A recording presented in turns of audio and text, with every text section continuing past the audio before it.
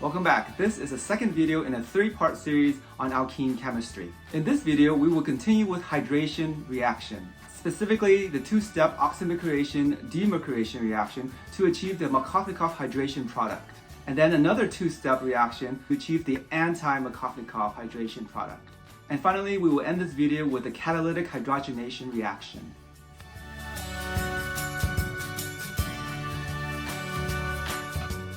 So again, hydration is when you add an equivalent of water to a molecule. So you're adding H and OH across a double bond. And in the previous video, we learned the first method of doing this is by acid-catalyzed hydration.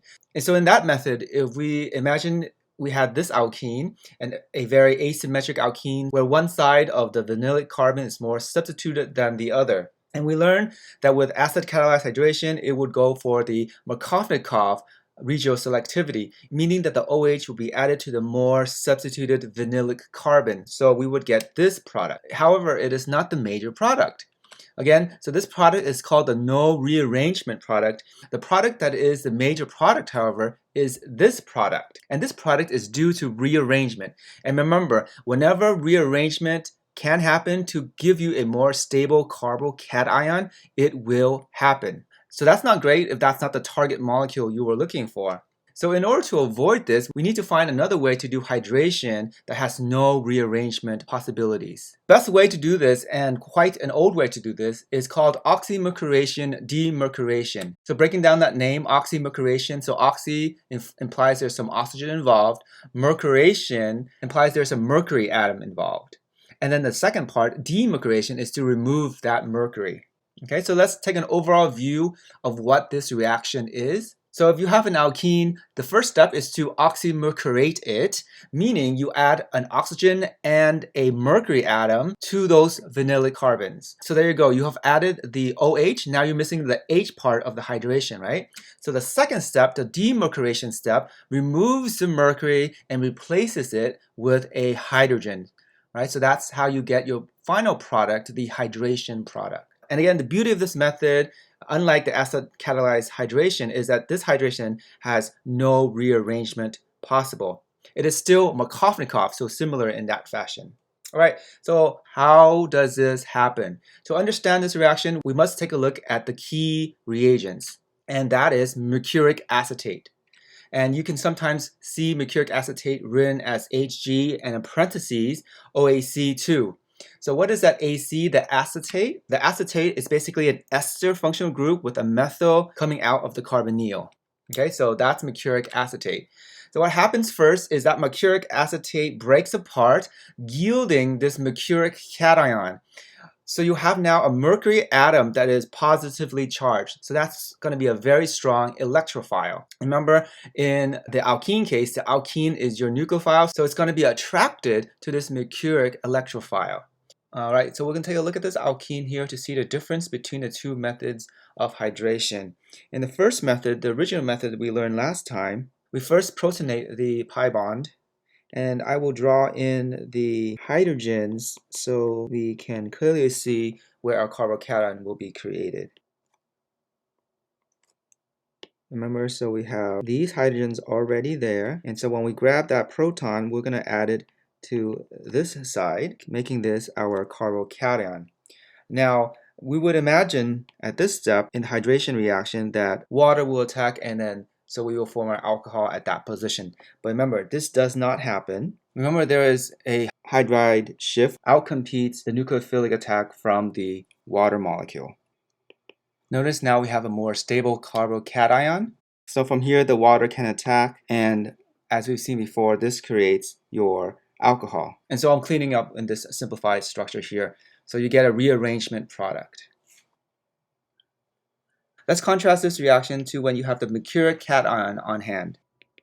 So remember that that mercury center is electrophilic, so you're going to have a nucleophilic attack from the pi bond. Much like in the same way as the protonation step of the acid-catalyzed hydration step, the mercury will be attached to the less substituted side, giving the more stable carbocation. Now, as before, there could be a hydride shift to give you an even more stable carbocation. But in this case, since you have the mercury atom right there and it has a lone pair of electrons, it goes ahead and stabilizes that carbocation, giving back your cationic mercury. So this, in essence, is the resonance structure that shows how mercury stabilizes the carbocation. So again, I want to highlight here the effect of the mercury. Because the lone pair on the mercury can stabilize that carbocation, it does not do a rearrangement, as seen previously.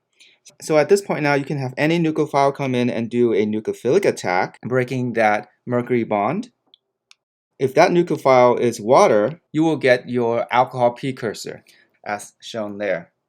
And now the second step of this reaction is the demercuration reaction. This reaction is performed by sodium borohydride, NaBH4. It happens via a radical mechanism, so we won't get into the details of that. But in essence, you replace the carbon-mercury bond with a carbon-hydrogen bond, thus achieving the addition of the HOH or water molecule across the alkene bond, hence the hydration. I want to revisit this step here. Since you have the pi bond attacking that mercury, that pi bond can attack that both from a top phase or from the bottom phase of the pi bond. So because of that, when water goes in and does an attack, it can either do it from the bottom or from the top, opposite of the mercury, right? And so because of that, the final product can be drawn as a squiggly line here, indicating that you get both stereochemistry, where the alcohol is wedged and where the alcohol is dashed. All right, so in this case, you do get enantiomers. All right, so let's now do some examples to help us clarify this reaction. So we have here this alkene, and let's say if the first step of the mercuric acetate in the solvent water, followed by the demercuration of sodium borohydride, what product would you get? So again, our product would be where the alcohol is added to the more substituted side of the alkene. So at this position here, so I can draw the alcohol as a wedged plus the alcohol in the dashed position.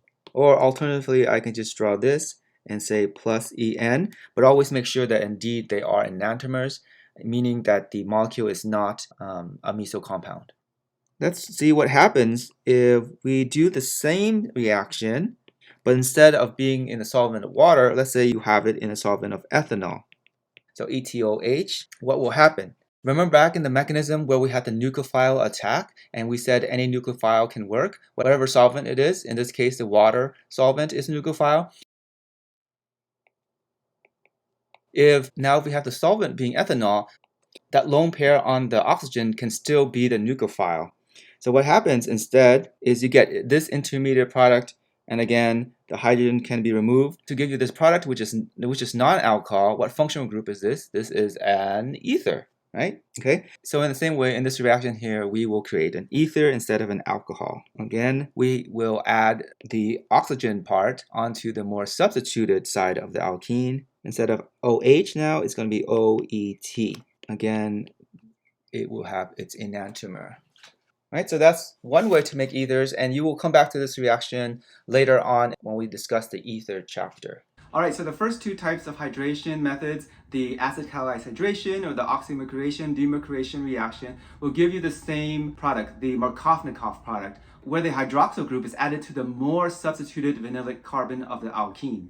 Now, what if you wanted the opposite product, the anti-Markovnikov product, where the OH is added to the less substituted vinylic carbon? So this brings us to our next reaction, also a hydration product. This reaction is also a two-step process. It is called the hydroboration oxidation reaction. And so let's take a look at this example here. This is our less substituted vinylic position, and we wanted the anti-Markovnikov product. We want the OH to be added to the less substituted side. How can we do this? So the third way to hydrate is actually the anti-Markovnikov addition. This also involves two steps. The first step is adding BH3 with THF as its solvent, and that step is called the hydroboration step, followed by adding peroxide with base, and that's called the oxidation step. So totally, this reaction is called the hydroboration oxidation reaction. And so it turns out this reaction is not only regioselective, meaning it is anti-Markovnikov, but it is also stereospecific, meaning some stereoisomers will be created and others not. So for example, we have this cyclic alkene here. If we do hydroboration oxidation on this substrate, we would have the H and OH added to give us these two enantiomers. Notice that in these two enantiomers, the H and the OH, either wedged or dashed, are both on the same side. Whereas when the H and OH are in opposite phases, they are not the products. So these stereoisomers will not be produced. And because of that, we call this stereospecific reaction. In order to understand both the regioselectivity and the stereospecificity, we'll have to look at the mechanism a little bit closer. So let's go ahead and do that now. And so the main player in this reaction is actually the BH3, the borane. The borane structure is very similar to that of the carbocation. They're both trigonoplanar, both having an empty p orbital. The difference here is that the carbocation is positively charged, where boron is a neutral species because boron is on that third column of the periodic table. Even though it's not positively charged, it is still very hungry for electrons because the atom has not yet achieved octet. So because of this, boron likes to be in what is known as a dimer. It likes to bond with another set of borane molecule. And we can represent this interaction with this resonance structure where the hydrogen between the two borons are being shared between the two borane molecules. And because of this funky resonance structure, we can see that there are only 2 electrons, but it is spread over 3 atoms. And so this dimer is very stable. And remember, in chemistry, when things are stable, it won't react. So in order to give it a more reactive form, we have to have that in there, that THF, the solvent, tetrahydrofuran. Notice the structure of tetrahydrofuran has a lone pair on an oxygen. So that lone pair donates itself into the borane empty p orbital, giving us this complex where boron now has an octet. And even though it has a negative charge, it is still going to be your electrophile. So that's your electrophilic center. Alright, so having said that, you have your nucleophile, the alkene. The pi bond will then bond to the electrophilic boron atom. So you can represent that with a bond breaking of the first pi bond and forming towards the boron atom there. And when you do that, you create a partial positive on one of the vinylic carbon. And this brings us to our first reason to explain the regioselectivity. Either of those vinylic carbons can be attached to the boron, right? But the one that is attached to the boron will result in an intermediate species where the partial positive is on a vinylic carbon that is more substituted, hence more stable, right? So the activation energy is lower for that pathway. And so therefore, that's where the positive charge is. The hydride full of electron will then do an attack towards that carbon and eventually this intermediate. Notice that the hydrogen is attached to the more substituted carbon as a final result of this, and the boron is attached to the less substituted vinylic carbon. The boron will be replaced out with an OH, and therefore your final hydration product that is anti-Markovnikov. All right, so that's the first explanation for the regioselectivity. The second reason that also contributes to this being anti-Markovnikov is the fact of sterics. The boron is a bigger atom, so it will pair up with the vinylic carbon that is less substituted. So both of this, the sterics reason and the stabilization of the carbocation-like carbon, gives rise to the anti-Markovnikov regioselectivity. And so we can depict that simply by drawing this concerted step wherein the hydride attacks the more substituted carbon and the pi bond attacks the boron atom, giving us this intermediate. So again, notice the hydrogen of the hydration overall product is added in this step. All right, so we do that 2 more times to give us this trialkylborane, where each of the R group is our molecule of interest, and they're all attached to the boron atom in an anti-Markovnikov fashion. All right, so that was the hydroboration reaction. Again, hydroboration because we added the hydrogen and the boron atom to the pi bond. We need to now remove the boron. And so the second process is the oxidation reaction. And remember, in the second step, we have this peroxide and base. So the first step is that the base will deprotonate that peroxide, and the pK of the peroxide is favorable for this reaction to shift towards the right-hand side, where the negative charge is on the oxygen of the peroxide. Now that peroxide then does a nucleophilic attack on the boron. The next thing that happened then is that it's almost like a methyl shift. That bond between the boron and the R group will do a methyl shift, so that bond will attack the oxygen closest to the boron and dislodging an OH group. All right, so you formed the hydroxide again. All right, and so a result of that is a boron now is attached to an oxygen that is attached to that R group of interest. Notice that RO, we're very close to making that alcohol, right? The O there will be the oxygen of the alcohol, okay? So again, it does that 3 more times to give you this trialkoxyborane. Once it's there, the hydroxide then can do an attack very similar to what we've seen previously towards that boron. At this step now, the OR group is free to leave, taking away the lone pair along with it. And finally, that alkoxy group will just do a simple proton transfer step to give us our final product, the alcohol, the ROH.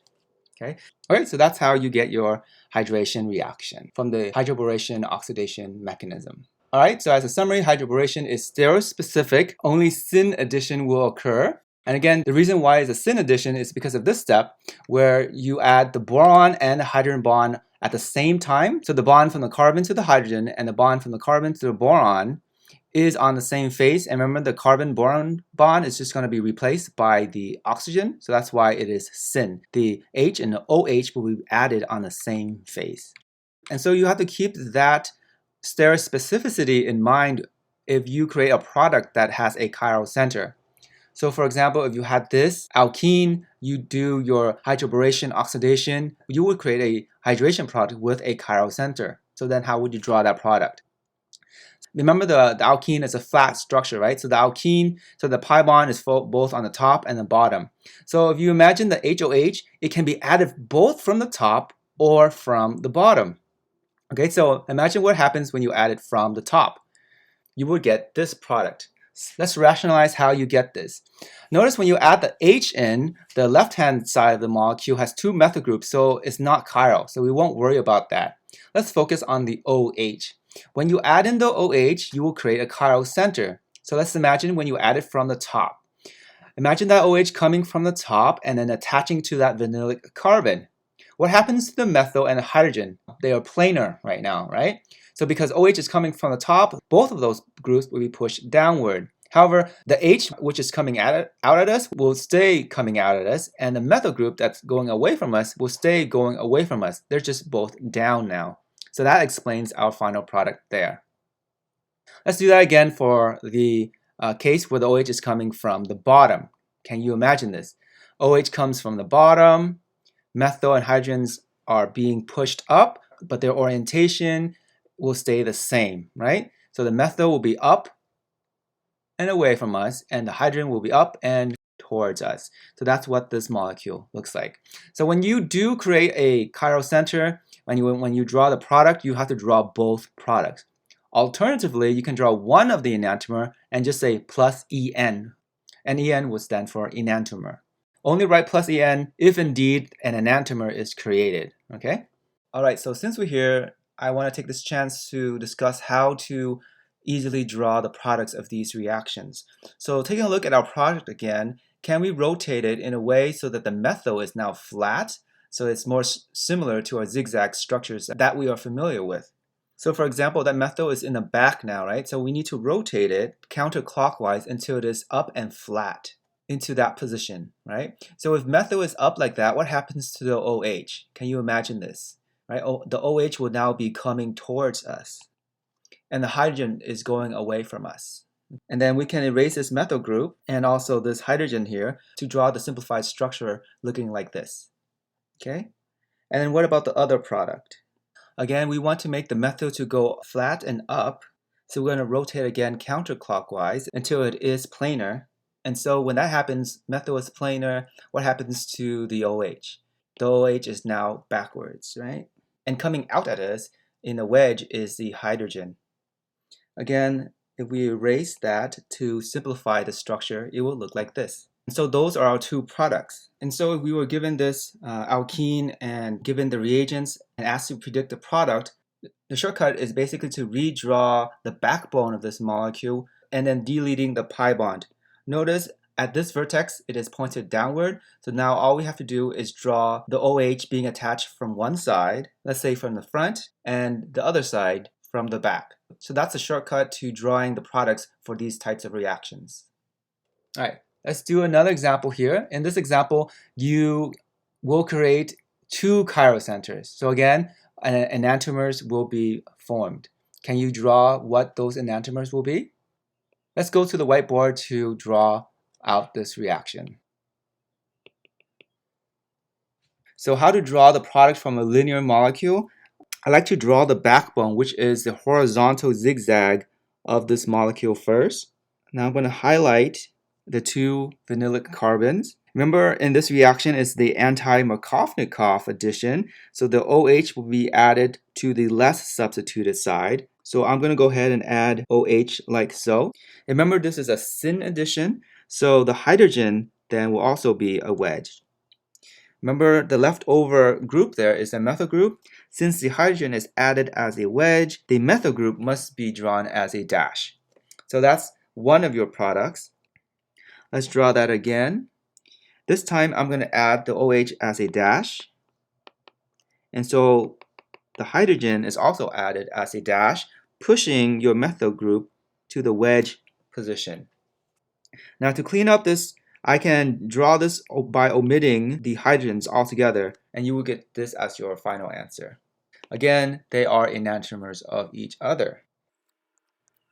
All right, so let's do another example here. Again, first step is BH3 in THF followed by peroxide and a base. This time I chose an example where you have a cyclic compound and the pi bond is within that ring structure. So to draw this, just simply redraw the cyclic structure. Since this methyl group on top is not being touched, I'm going to draw it back in. Again, this vinylic carbon is a less substituted carbon, so that's where your alcohol will be added. So I'm going to draw in one alcohol. I start out with the wedge version. If it's the wedge, then the hydrogen is also going to be a wedge, making the methyl group that was already there a dash. Okay, again, I'm going to go ahead and erase that, give you this simplified molecule drawing here. Remember to always draw the other stereoisomer. The alcohol this time I'm going to draw as a dash, meaning that the hydrogen is also going to be added as a dash, making your methyl group wedged. Again, I'm going to delete my hydrogen. You don't have to, but you can. And there you go. You have these two isomers as your product. Notice how I carefully said isomers instead of enantiomers, because are they enantiomers from each other? Notice that this chiral center is opposite of each other, and this chiral center is opposite of each other, but the last chiral center is the same as each other. So what is their relationship? So they are diastereomers. So just be careful of this nuance, okay? So for example, don't just say this and say plus En, because that will be incorrect. It's not an enantiomer, it's diastereomer. So when it is a diastereomer, please just draw out both stereoisomers, since there can be many diastereomers. You can't just write plus diastereomer. Okay, so that completes our discussion of the hydration reactions. So to recap, we learned how to do two types of reactions that does the Markovnikov addition, and then one reaction that does the anti-Markovnikov hydration reaction. Now let's move on to the next reaction, and it will be the last reaction we will cover in this video. Our next reaction is catalytic hydrogenation. This is the addition of molecular hydrogens, so two hydrogens across the double bond. And so essentially what you're doing is you're reducing an alkene to become an alkane. And oftentimes this reaction is done with the help of a metal catalyst. For example, here platinum is used as the catalyst. Other metals you can use are palladium or nickel. Let's talk about the stereospecificity of this reaction. It turns out this reaction is a Syn addition. So if you have this alkene and perform this reaction, you will get this product where both hydrogens are added from behind. So the ethyl and the methyl group is pushed out, drawn in here as a wedge. But you also get the opposite, where hydrogens added from the top, therefore pushing the ethyl and the methyl group back, drawn here as wedges. And you don't get the opposite case, where one is wedge and one is dash. Because of this, it is called a Syn addition, and therefore this reaction is classified as being stereospecific. So now let's explain the catalytic nature of this process. As drawn here in blue is the reaction without the catalyst. You see here it has a higher energy of activation.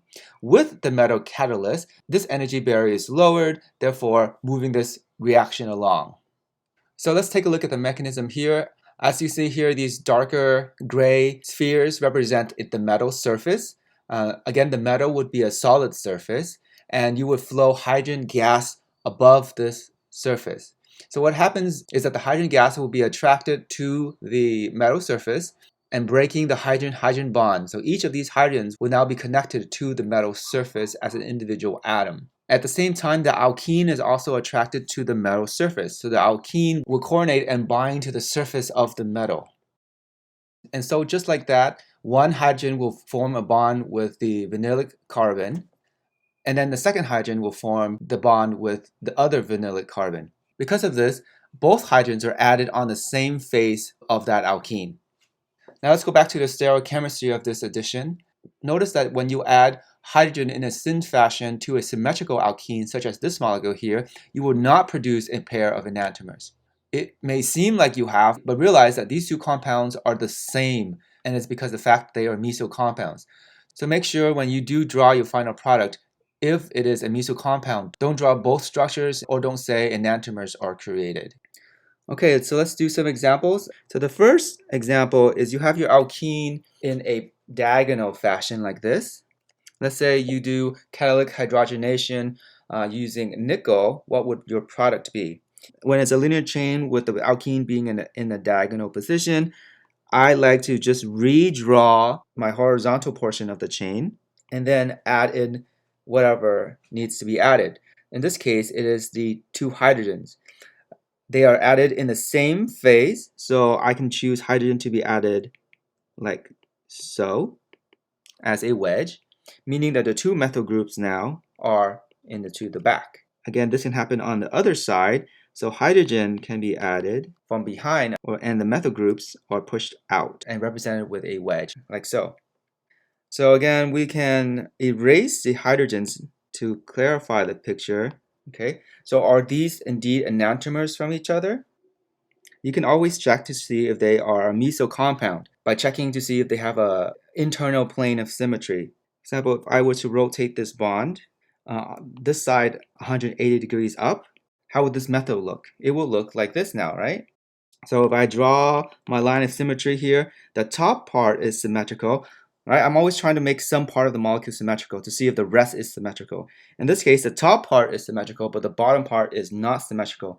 Because of this, it is not a meso compound because it lacks that internal plane of symmetry. So indeed, these two products are real products. They are enantiomers from each other. Okay, so that's how you do that one example. Let's do another example. This case, I'm going to draw the alkene as a horizontal line instead. So sometimes you will see it drawn like this, okay, and then asked to predict the product. Again, it's going to do a hydrogen over, let's say this time, palladium. Okay, so the best way to draw this is whatever that's going up, like that, I imagine is going away from me, and whatever is going down is going towards me. We basically rotated the molecule at a 90 degrees angle so that you can imagine adding hydrogen either from the top or from the bottom. So the first one, let's say it comes from the top, so how would that make the product? Okay, so if hydrogen comes from the top, it will look like that. From the left-hand side, if it comes from the top, then it will push everything downward, but whatever is coming at you, it's still coming at you. Whatever's going away, it's still going away, but both pointed downwards. Same thing on the right-hand side here. Okay, so that's your product there. And so again, plus, you can attack it now from the bottom. So hydrogen's on the bottom, like that, and like that. Okay. Now again, I'm going to simplify the structure. Notice that on the left-hand side, they're both hydrogens. So there's no chiral center. So I can just erase that for simplicity. And because there's no chiral center, I can change that into a flat line. Same thing over here, right? So because there's no chiral center, I'm going to make that a flat line. What's the relationship between these two? The best way to see this is to look at this chiral center here and have two bonds be identical to each other. So I'm going to rotate this bond 180 degrees until the hydrogen is on the bottom and flat. And so when I do that, the methyl is coming out at me and the ethyl group is going away from me. So if we were to compare these two molecules, what would be their relationship? They have one chiral center and they do not superimpose, right? So therefore, these two molecules are indeed enantiomers. All right, so that's two ways you may see alkenes being drawn in a linear fashion. It's a little bit trickier. So one way is where it is at a diagonal, and so you can use this method to draw the product. And the other way, if it's horizontal like this, and then you can rotate it 90 degrees and you can draw the addition product like this. All right, so just get some more practice on this. So the reaction we just learned involves a metal surface that is a solid and does not dissolve in the medium that it is in. Because of that, the platinum or palladium or nickel catalyst is called a heterogeneous catalyst. In contrast, you can have a homogeneous catalyst, whereby the catalyst is indeed soluble in your reaction medium. The most common for hydrogenation is what is known as the Wilkinsons Catalyst. So the Wilkinsons Catalyst also involves a metal, this rhodium atom here, and has 3 triphenylphosphine ligands, along with this chloride ligand. Ligands are just groups coordinated or attached to the metal. So with this Wilkinson's catalyst, we can hydrogenate an alkene that results much in the same way as the metal surface. So for example, the hydrogenation is still stereospecific, adding the 2 hydrogens in a syn fashion. So if you were to create a molecule with 1 chiral center, you would make both enantiomers. And similarly, if you were creating a molecule that had 2 chiral centers, you are still going to make both enantiomers. At this point in the research, this raises a question: can you make then only 1 enantiomer? This will solve a problem of trying to isolate one enantiomer from the other in the purification step. Maybe because you need only 1 specific enantiomer. And so the answer to that is yes, you can choose 1 enantiomer over the other. This is called asymmetric hydrogenation. And so it comes down to our catalyst. Remember that this catalyst was the Wilkinson's catalyst, which is a very symmetrical phosphine ligand, right? And so if it turns out that if you just tweak this ligand to make it chiral, by switching out the 2 phenyl groups with other groups like methyl or propyl in this case, you created a chiral phosphine ligand. And it turns out if this chiral catalyst is used, it will favor 1 enantiomer over the other, lowering the activation energy barrier of 1 enantiomer over the other, and therefore favoring 1 enantiomer over the other. So using this method, William Knowles worked on creating different variants of this chiral catalyst, and although he could not just get 1 enantiomer purely, he was able to obtain enantiomeric excess. So for example, he was able to turn this alkene precursor into the S enantiomer. This intermediate product will later on be turned into L-DOPA. And L-DOPA is a drug that is used to help the treatment of Parkinson's disease. And how it does that is that because L-DOPA can cross the blood-brain barrier, where it then is converted into dopamine in the brain. So it alleviates some of the symptoms of lacking dopamine from this disease. Now this is an important development because the enantiomer of L-DOPA is believed to be toxic. So being able to just purify and administer 1 form of the enantiomer is crucially important in this treatment.